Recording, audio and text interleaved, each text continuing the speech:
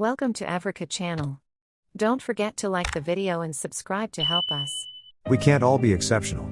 You can see it right there in the word, only a special few can be exceptions to mediocrity and exceed expectations. Nissan introduced the current gen Altima for 2019, and this year's mid-cycle refresh brings a huge infotainment display, tweaked visuals, and more standard safety features to the mid-size sedan. The results? Acceptable, not exceptional. We need to talk about why Nissan's current Altima has always been a relatively well-designed machine, and this year's refresh doesn't ruin that. The new Nissan badge isn't as flashy plastichrome as the old one, and we're grateful that even base-level cars are now fitted with LED headlights. Nissan's midsize offering feels well built, too. The satisfying thunk of closing a door would impress even on a luxury car, which is a far cry from the hollow clang we experienced when the current gen Altima was new back in 2018. Our well-equipped Altima SL tester wore an especially handsome hue of paint Nissan calls Scarlet Ember, though beyond a curious second red, the color choices are limited to grayscale options. Each step on the trim ladder has its own distinct wheel design for 2023. The 19-inch wheels on the SL look convincingly premium. The big change is inside. New for 2023, Nissan offers a sizable 12.3-inch touchscreen infotainment system as standard on the SL and SR VC Turbo, or optionally available with the premium package if you go for the basic Altima SR or SV. The display itself is tied with the newly redesigned Honda Accord for the largest in the segment, but it feels like even more digital real estate in the Altima. It's mounted on the center stack close to the driver, which is great for accessibility to touch controls, but it can feel a little in your face. The Accord system is more subtle and better integrated. Wireless Apple CarPlay is standard with the big screen and looks excellent, though Nissan's in-house menus and icons look as if they are rendered in a lower resolution than the screen itself. We also noticed a low-res backup camera with severely impaired visibility in low light or bad weather. The screen itself is great, but the Nissan parts of the infotainment experience can feel sluggish, outdated, and unresponsive.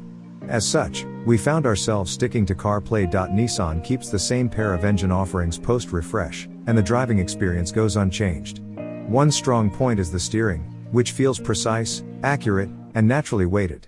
There are even welcome hints of feedback through the wheel, which itself is one of the better-looking tillers in the class. We also found relatively impressive body control and a pleasant compliance to the ride quality. So the 2023 Altima's steering and dynamics are solid.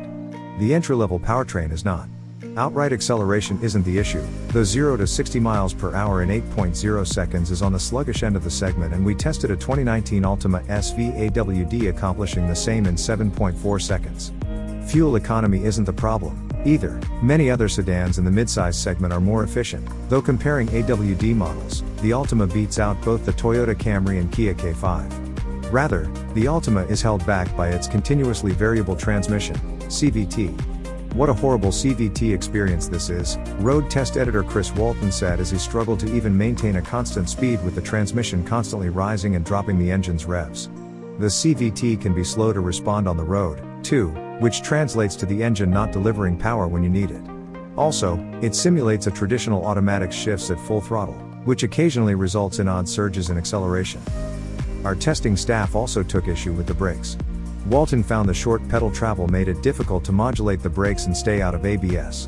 The Altima stopped from 60 miles per hour in 124 feet, which is mid-pack among its peers, and again, inferior to the 2019 car, but road test analyst Alan Lau found the ABS activation intrusive and the pedal lacking feel. We also noticed a few instances of odd pedal feedback similar to ABS activation on the street when braking for a stop sign. There's a slim chance this could be related to debris in the road, but we haven't experienced the same issue in other vehicles when driving similarly on the same roads.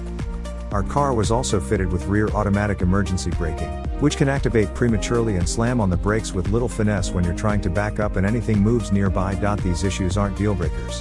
For plenty of drivers, the odd brake behavior, occasional powertrain surging, and delayed transmission response will fade into the background during less extreme daily commuting and the like.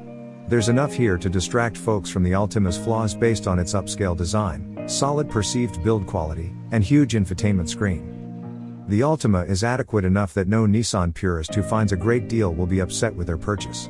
In fact, this entry to the midsize space only falters when viewed alongside its more refined, better performing, fuel-sipping peers.